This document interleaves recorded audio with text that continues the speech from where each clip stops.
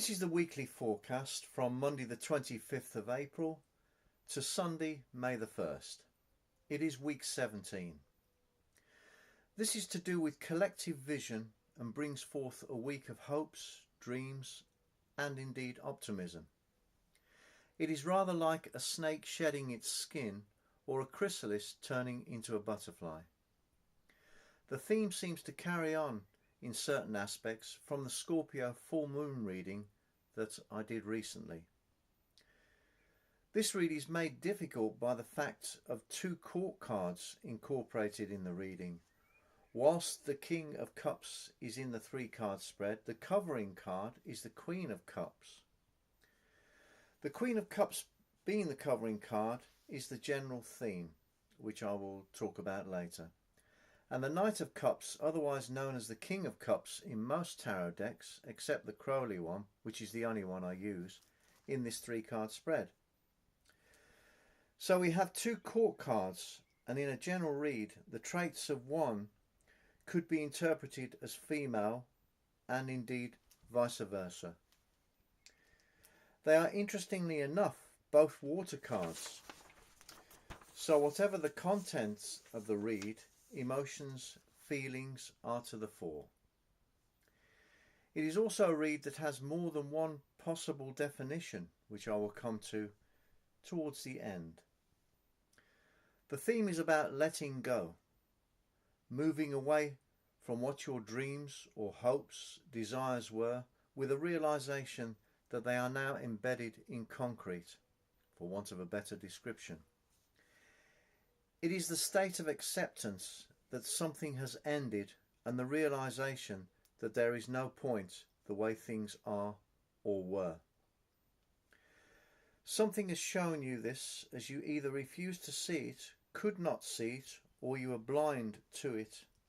What was previously a recognition of who you are is the shedding now of the old skin. The renewal into a butterfly. Always remember that greater things await you. Yes, greater challenges also apply, but these bring greater rewards. This card, the 8 of Cups, is signifying you are already past the point of no return. Go with the liberation, go with the flow, go with the freedom that this card beckons. The Knight of Cups is, amongst other things, a healing card, which I think applies to this reading.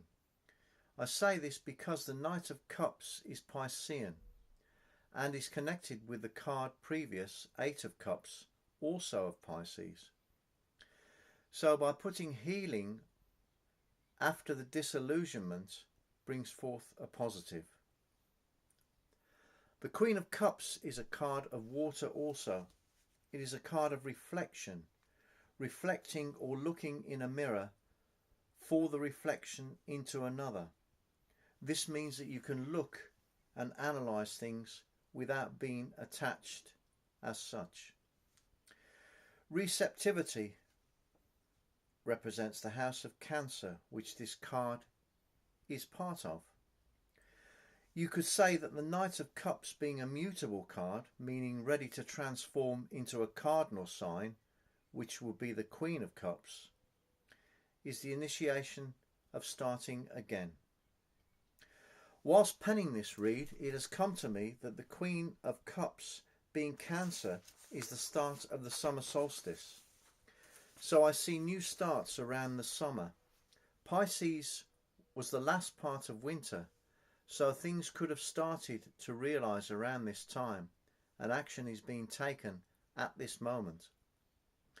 Saturn, that is the ruling planet of the 8 of Cups, brings cold hard facts to the table and can show the reality behind the hopes, dreams, aspirations and wishes. Sometimes not a very nice thing. As I've said earlier, this can be read with more than one outcome. It could be the leaving of a person with creative visionary endeavour that feels it is time to move on, to leave something behind that is no longer required, or just simply things running now on empty and outdated. The need for fresh beginnings, new projects. Queen of Cups. In summing up, the tone theme is emotional, a time of letting go, walking away, starting anew. More likely a relationship owing to the emotional court cards. This might be the biggest load of rubbish I've just spouted, or it could be a fantastic "how did he know that?" kind of read. As I have said, when court cards are involved in a general read, interpretations are many. I do hope I have covered something that is of use or comfort in some way to you. The words for this read are letting go. This has been John.